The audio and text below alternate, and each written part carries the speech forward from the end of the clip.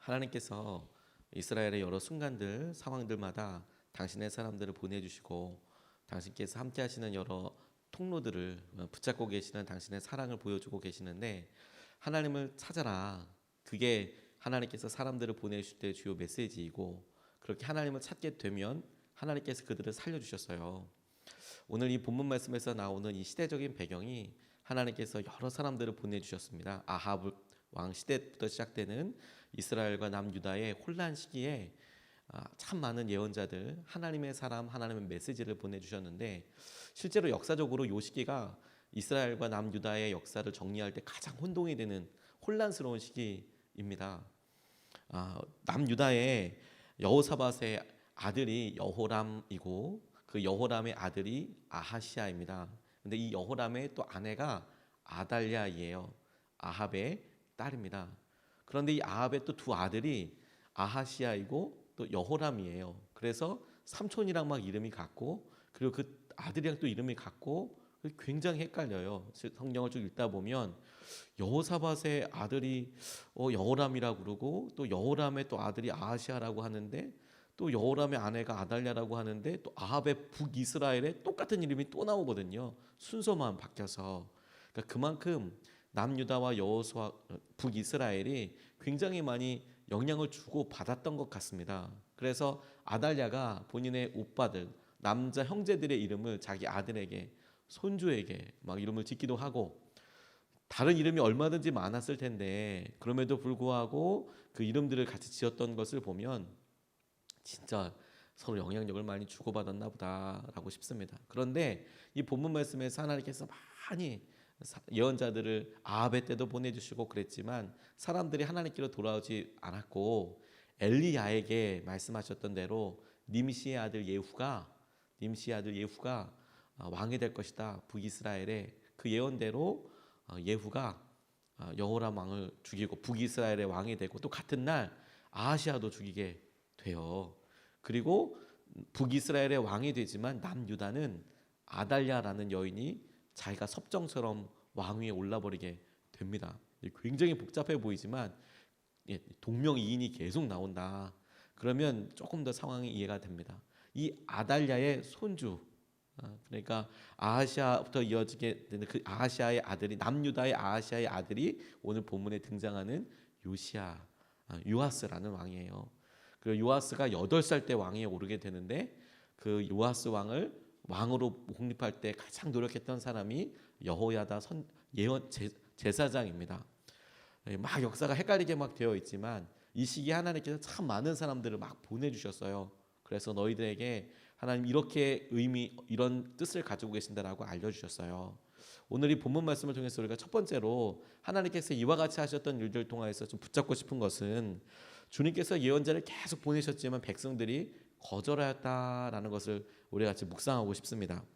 17절로 19절까지 말씀을 보면, 여호야다 제사장이 죽으니 유대 지도자들이 왕을 부추겨서 자기들의 말을 듣도록 하였다. 백성은 조상의 하나님의 성전을 버리고 아세라 목상과 우상을 섬기기 시작하였다. 이러한 죄 때문에 유다와 예루살렘에 하나님의 진노가 내렸다. 주님께서는 백성을 주님께로 돌이키도록 경고하시려고 예언자들을 보내셨지만 백성은 예언자의 말 듣기를 거절하였다. 이렇게 나와 있습니다. 주님께서는 이스라엘의 마음을 돌이키시기 위해서 예언자들을 보내셨다. 최근에 예레미야를 다시 한번 묵상할 수 있는 시기가 있었어요. 이 예레미야가 계속해서 고백하고 있는 것이 무엇이냐면, 하나님께서 예언자들을 참 많이 보내셨다. 그런데 그들이 듣지 않았다라는 내용이 여러 번 등장하더라고요. 예레미야서에. 똑같이 이 역대하 말씀에도 하나님께서 예언자들을 계속해서 보내주셨다. 그 말이 앞서 설명드렸던 아합의 시대 때부터 엘리야, 엘리사, 그리고 지금 우리가 계속 매일 보고 있는 하나님의 사람들이 각각 하나님의 뜻이 이렇습니다 라고 계속해서 이스라엘 백성들에게 이야기하였다라는 거예요. 이것 자체가 의미하는 바가 있습니다. 하나님께서 왜 이렇게 혼란스럽고 혼탁한 이 시기에 많은 사람들을 보내셨을까? 이것을 하나님께서 주시는 마음과 그 의도를 우리가 감히 이렇게 묵상해 보면 하나님께서 이스라엘을 포기하지 않으신 거구나. 그냥 냅두지 않고 이 시기에 하나님께서 당신의 사람을 보내주셔서 하나님의 메시지를 명확하게 듣게 해주신 거예요. 이것이다. 너희들 이렇게 순종하기를 원한다. 그렇게 보내주셨지만 지금 역사에 기록을 한 이 사가의 마음은 뭐냐면 그런데 백성들이 거절하였다는 거예요. 하나님의 뜻을 몰랐기 때문에 순종을 못한 게 아니라 하나님이 그렇게 많은 예언자들을 보내주셨지만 그들이 순종하지 않았다. 이렇게 말하고 있는 것이죠. 이것이 우리에게 주시는 하나님의 귀한 도전이라는 생각이 들었어요. 이것을 거절하였다라고 표현되어 있는 것은 무엇이냐면 우리 하나님께서 우리 삶에 대하여 주시는 말씀을 그들이 민감하게 반응하지 못했고 하나님께서 반복해서 말씀하시고 여러 사람들에게 말씀하셔도 여러 환경을 통하여서도 말씀하셔도 그들이 그 말씀을 도무지 알아듣지 못했다. 성경은 그것을 거절하였다라고 표현하고 있는 것이죠. 이게 우리에게는 어떻게 적용이 될까요, 여러분?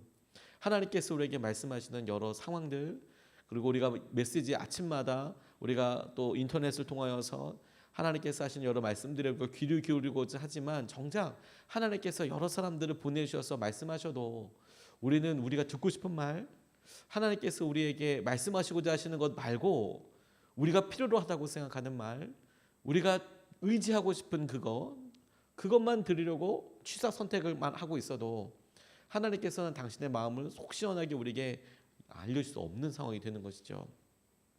2004년에 인도네시아 근처에 엄청난 쓰나미가 있었습니다. 25만 명의 사상자가 났다고 그리고 10조 원 이상의 물질 피해가 났다고 21세기 최대의 재앙이라고 이야기할 만한 그런 쓰나미가 있었죠. 반다 아체 지역에 엄청나게 많이 나기도 했고 스리랑카도 그리고 그 지역에 있는 인근에 엄청난 많은 피해들이 있었습니다. 그런데 그 주위 피해지의 중심지에 태국도 관련되어 있었는데 거기에 수인이라는 섬이 있답니다. 수인섬이라는 곳. 그리고 그 수인섬에는 모켄이라는 부족이 살고 있었대요. 모켄족. 그런데 많은 부족들이 특별히 섬은 뭐 말할 수 없이 엄청난 쓰나미가 일어나니까 피해가 컸을 텐데 그런데 이 모켄이라는 모켄 족속은 쓰나미가 통과하고 나서도 사상자가 한 명도 없었던 거예요. 놀랍게도 피해가 전혀 없이 그 쓰나미가 안 덮쳤던 게 아니라 크게 덮쳤는데도 불구하고 사상자가 단 한 명도 없었어요. 근데 섬의 위치상 여러분들 우리나라 섬도 똑같지만 사람들이 취락 구조를 이룰 때 살 때 어디에 사냐면 당연히 해변 배를 띄울 수 있는 부둣가로 내려오게 되어 있습니다. 그래야 어업을 할 수 있거든요. 산들에 이렇게 있을 때 농사 짓는 것보다 어업을 해요. 특별히 여기는 기후가 좋잖아요. 그런데 어떻게 한 명도 안 죽을 수 있을까?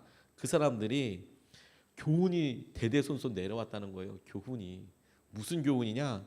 만약에 바닷물이 이유 없이 확 뒤로 밀려나가면 분명히 이것은 거대한 해일의 징조다. 바다에 파도가 쳐서 거품이 일어난다든지 그 거품이 계속해서 사라지지 않고 남아있을 때 그리고 물고기들이 이유 없이 갑자기 계속 튈 때 이때는 거대한 해일의 징조가 있기 때문에 아무 생각하지 말고 가장 높은 산으로 무조건 피해서 도망가라. 짐도 챙기지 말고 뭐 그냥 무조건 그 순간에 도망가라 피하라 이렇게 계속 내려왔다는 거예요. 근데 실제로 그 쓰나미가 이렇게 있을 때 보니까 이 모켄 족속이 이렇게 보니까 갑자기 바닷물이 한 500m 정도 저 멀리로 쭉 빠져버리고 물고기들이 막 튀고 거품들이 막 이렇게 안 없어지더라는 거예요. 그걸 딱 보고 이 사람들이 선조 때부터 내려온 증상이라고 알아차리고 음식도 하나 챙기지 않고 바로 그 모든 사람들이 다 불러서 제일 산꼭대기 위로 다 올라갔다는 거죠. 제대로 옷도 싸지 못하고 한 사람도 빠짐없이 다 불러서 높은 산으로 다 올라갔는데 그리고 한 5일 정도, 3, 4일 정도 산 꼭대기에 있으면서 구할 수 있는 음식들이라는 게 뭐 풀뿌리, 나무 열매 이런 것밖에 없었지만 그거 먹고 지냈다는 거예요.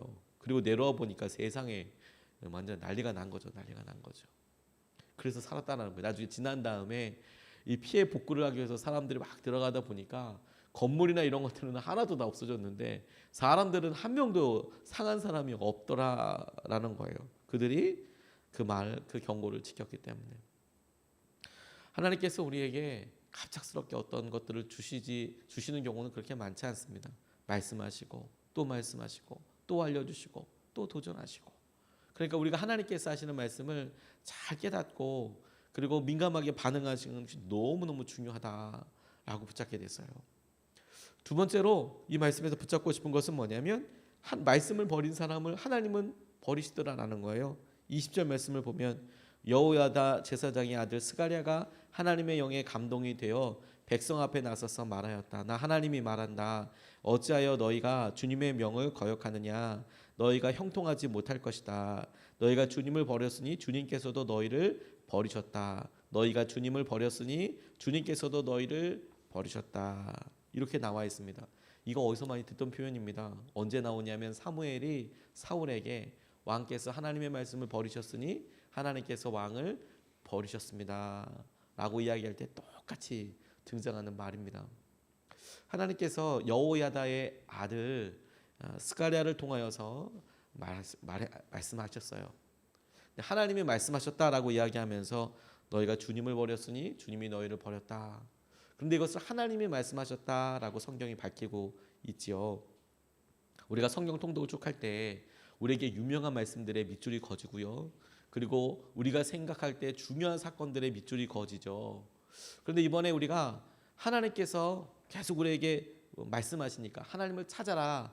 하나님께서 어떤 말씀을 하시는지 너 한번 살펴봐라. 보아라. 하나님께서 어떤 사람을 보내주셨는지 한번 살펴봐라 라고 생각해 보니까 제일 중요한 밑줄 그어야 될 장면들이 어떤 때가 되냐면 하나님의 말씀하셨다. 하나님 어떻게 이야기하셨다. 이 부분이 되게 중요한 거더라고요. 뭐 어떻게 돼서 엄청난 승리가 있었다. 뭐 하나님께서 이런 기적을 일으키셨다. 이런 부분이 평소 때는 그래 이런 게 우리에게 있었으면 좋겠다라고 밑줄 긋는 부분이었다면 하나님을 찾아라. 그래서 하나님을 찾으려고 보니까 하나님이 어떤 상황에 말씀하셨나 거기에 밑줄을 긋게 되고 하나님께서 말씀하신 부분들을 보니까 역사적인 놀라운 이런 변환기도 있지만 지금 이 스가랴 이 예언자처럼 그냥 허무하게 죽고 되는 이런 상황들도 있는 거예요. 이 말은 뭐냐면 사람들의 중심 이게 중요한 사건이라고 생각하는 것과 하나님이 이게 중심이야. 난 이렇게 되기를 원했다라고 주목하시는 그런 전환점이 다르다라는 것을 깨닫고 되게 놀랐어요. 그리고 그때 주시는 메시지 중심 내용이 뭐냐면 하나님 말씀을 버린 사람들에 대해서 하나님께서 어떻게 하셨는가라는 거예요. 요아스를 왕으로 세우는데 큰 공헌을 했던 여호야다 제사장이 이제 나이가 들어서 죽었습니다. 그래서 왕의 마음이 무뎌졌어요. 그도 그럴 것이 요아스 왕이 8살 때 왕이 됐거든요. 아달랴가 자기 아들이 이렇게 죽는 거 보고 그 손주들까지 싹 다 죽였어요. 모든 자손들을 싹 죽였습니다. 근데 한 명 남았어요. 요아스가 완전히 갓난장의 아이일 때. 그러다가 시간이 몇 년 지나고 나서 여호야다를 중심으로 해서 다시 왕위를 바꿉니다. 아달랴를 처형합니다. 우상 숭배가 아주 팽배했거든요. 그러니까 여호야다가 요아스 왕에게 있어서는 아버지요, 할아버지요, 또 함께 이런 그 정치를 이끌어갈 그런 중심이었는데 그가 나이가 들고 나니까 이 요아스에게 여러 주위에 있는 사람들이 막 이제 유혹과 어떻게 해야 한다, 왕님 뜻대로 해야 된다, 막 이렇게 얘기를 하는 거죠. 그랬더니 그의 마음이 꺾여졌다는 거예요. 그래서 왕과 이스라엘 백성들이 하나님의 명령을 듣지 않았어요. 그들은 하나님의 명령, 하나님의 말씀을 저버렸지만 하나님은 그들을 그냥 버리셨어요. 더 이상 말이 통하지 않는구나. 하나님의 말씀을 경외하는 마음을 갖게 되기를 너무너무 소망하게 되더라고요. 왕의 겸손한 마음으로 이렇게 나아갈 때 사울 왕이 어떻게 쓰임 받았는지를 우리가 기억할 필요가 있어요. 그런데 그가 왕이 된 이후에 하나님께서 자기를 세우셨다라는 것에 주목하기보다 자기가 이 일을 어떻게 다 잘 이끌어가야 갈 수 있을까. 그래서 하나님께서 처음에는 보내주셨던 그런 사람들에도 주목했지만 유력한 사람 붙잡아야 되는구나. 싸움에 능한 사람을 붙잡아야 되는 거구나. 사람들을 막 모으기 시작했습니다. 그리고 그 사람들이 또 모아지기 시작하니까 이걸 어떻게 내 힘으로 한번 유지해 볼 수 있을까 거기에 계속해서 집중하게 됐어요. 그러니까 하나님께서 사람을 보내주셔도 그가 별로 집중하지 않았어요. 심지어 자기를 왕으로 세웠던 사무엘이 이야기를 해도 사무엘에게는 그것보다 더 나은 우선순위가 있었어요. 이게 중요한 이유가 뭐냐면 사울은 결국 하나님 말씀을 무시한 적은 없었어요. 우선순위가 조금 바뀌었을 뿐이죠. 그에게 사무엘이 전쟁을 하러 나가기 전에 그 전쟁의 자리에 사무엘이 직접 오겠다고 얘기했어요. 그리고 그 자리에서 화목제를 드리겠다라고 이야기했습니다. 전쟁을 드리기 전에 우리가 다 하나님께 감사하고 예배하고 그리고 같이 우리 전쟁을 하든지 이렇게 합시다. 내가 약속시일이 이만 이때 가겠습니다. 7일을 약속했거든요. 근데 사울이 보니 그 7일 기다린 동안 다 떠나버리는 거예요. 다 백성들이 전쟁에 임할 군인들이 떠나고 나니까 급했습니다. 그래서 마지막 7일 되는 날 안 오나 보다, 연락도 없고 그러니까 본인이 그 모든 일을 집내버려요. 예배를 드렸다라는 거예요. 자기가 보기에 두려움이 시작이 되어서 예배를 드린 거죠. 예배를 드렸냐 안 드렸냐라고 보면 사울은 얼마든지 예배를 드리는 사람이었나 봐요. 그런데 사무엘이 끝나자마자 왔습니다. 그리고 그 상황을 다 봤어요. 그리고 사울 왕이 그와 같은 일을 했던 동기와 원인에 대해서 지목하는 거예요. 그의 교만함에 대해서. 그가 무슨 일 때문에 이렇게 무엇을 의지하고 있는지가 드러나는지를 밝히고 있는 겁니다. 하나님께서 그런 일이 있는 것을 보고 사무엘을 통하여서 사울을 버리겠다라고 말씀하신 거예요.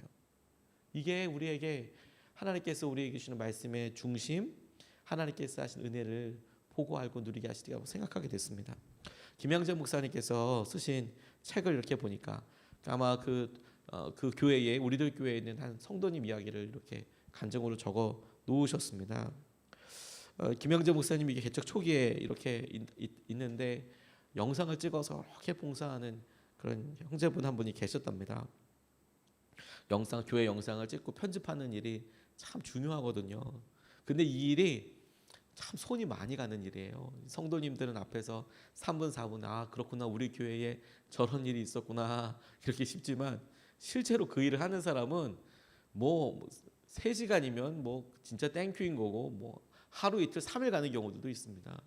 정말로 잘 만들려고 하면 진짜 제대로 만들었다 그러려면 시간이 무한정 걸리는 거예요. 그래서 선원목자교회만 봐도 거기에 전담으로 담당하는 간사님이 계시는데 아예 그런 자료들이 3일 전, 일주일 전에 오지 않으면 그 영상을 만들지도 못해요. 우리는 그냥 사진 몇 개 나오니까 쉽게 만들지. 근데 그걸 좀 제대로 만들려고 그러면 한 주, 2주, 한 달은 우습게 듭니다. 근데 이제 그런 일을 열심히 섬겨주시는 거예요. 참 귀하죠. 저희 교회도 그런 분들이 계세요. 근데 이분이 중국에서 큰 규모의 태권도 대회가 있는데 영상 장비 세팅과 운영을 맡아달라는 그런 제안을 받았다는 거예요. 한 3일 정도 근무를 하면 몇 달 아르바이트 한 것과 맞먹는 큰 돈을 이제 보수로 받게 되는 것이죠. 가서 다 총책임을 해서 영상이나 이런 거 디렉팅을 좀 해주세요. 근데 자세한 일정을 살펴보니까 이 행사 기간이 주일이랑 끼어 있었다라는 겁니다. 그러니까 그분이 기도하셨대요. 이거 어떻게 해야 될지, 어떻게 결정해야 될지, 그리고 기도하고 큐티하고, 이게 자기에게 있어서 지금 이 개척교회가 개척하고 있는 상황에 내가 빠지면 이 방송 이거 어떻게 해야 하나? 그리고 내가 이걸 움직이려고 하는 이유가 뭔가, 목적이 뭔가, 이런 생각들을 하더래요.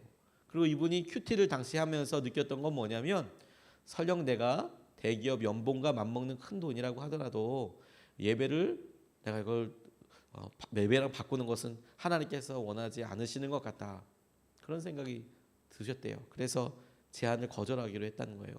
이게 말이 쉽지 참 어렵지 않습니까? 그거 안 되겠다, 어렵겠다. 이분에게는 그렇게 결단이 됐다는 거예요. 한 번의 예배일지라도 소홀히 여기지 않기로 그렇게 고백을 했다는 거죠. 그래서 이 형제의 결정을 비난하는 사람도 사실 있을 거예요. 동의하지 못하는 분들도 분명히 있으실 것 같아요. 상황이 이렇게 있고. 하지만 이분에게는 그랬다는 거예요. 이분은 내가 개척 초기이고 내가 없으면 이제 방송실이나 이런 것들이 어떤 상황인지는 잘 모르겠지만 힘들 수도 있고, 그러니까 내가 이 시기는 하나님께서 내게 내 마음을 점검하는 시기인가 보다. 그렇게 누가 강요해서가 아니라 하나님을 경외하는 마음으로 말씀에 적용하는 한 대로 순종을 했는데, 이 김양재 목사님이 그런 얘기를 이어서 이분이 어떻게 됐는지 이렇게 쓰셨어요. 중국에 가는 제안을 거절하고 나서 이 형제가 입사를 지원했던 방송국에서 너 면접 보러 와라 연락을 받았다는 거예요. 그리고 중국으로 떠날 예정이었던 바로 그 날짜에 기독교 방송국 PD로 입사하게 되었다. 김양재 목사님이 쓰신 이 글에 이렇게 나와 있더라고요. 자기의 마음의 핵심이 하나님께서 도전하시는 것이 다 사람마다 다 다를 수는 있습니다. 다 똑같이 회개라서 똑같은 말씀을 하실 리는 분명히 없겠죠. 근데 그럼에도 불구하고 그 말씀이 우리의 마음에 경중을 달아보는 것은 똑같아요. 우리가 하나님 말씀을 더 경외하느냐 그렇지 않느냐. 누구든 이것은 똑같습니다. 상황은 다 달라도 하시는 말씀은 다 달라도 내가 하나님을 의지할 것이냐 그렇지 않을 것이냐. 그리고 하나님을 의지하지 않은 것에 대해서 하나님께서 당장 우리에게 커다란 일이 생기고 그러지 않아 보여도 하나님께서 우리 스가랴 선지자를 통해서 예언자를 통해서 말씀하시는 것이 무엇이냐면 백성들이 그렇게 반응하지 못하는 것을 하나님께서는 하나님 말씀을 거절한 것으로 받아들이시고 그를 버리셨다는 거예요. 그들을 버리셨다. 그러니까 하나님 말씀에 우리가 더 경외하는 마음으로 오늘 하루 주님 앞에 나아가게 되기를 소원합니다. 오늘 두 가지 말씀을 같이 나눴습니다. 첫 번째는 예언자들을 보내시는데 거절하더라. 하나님께서 계속해서 우리에게 말씀하시는데 우리가 이것에 민감하지 못해서 거절하는 일이 없도록 우리가 깨어 있어야겠다. 두 번째, 하나님 말씀에 우리가 깊이 있는 경외하는 마음을 가져야겠다. 하나님 말씀을 버린 사람을 하나님도 주목하지 않으시니까 우리 하나님 말씀에 대해서 우리가 경외하는 마음으로 이것에 끝까지 반응해야겠다. 이것을 붙잡고 두 번 나눠서 같이 기도하겠습니다.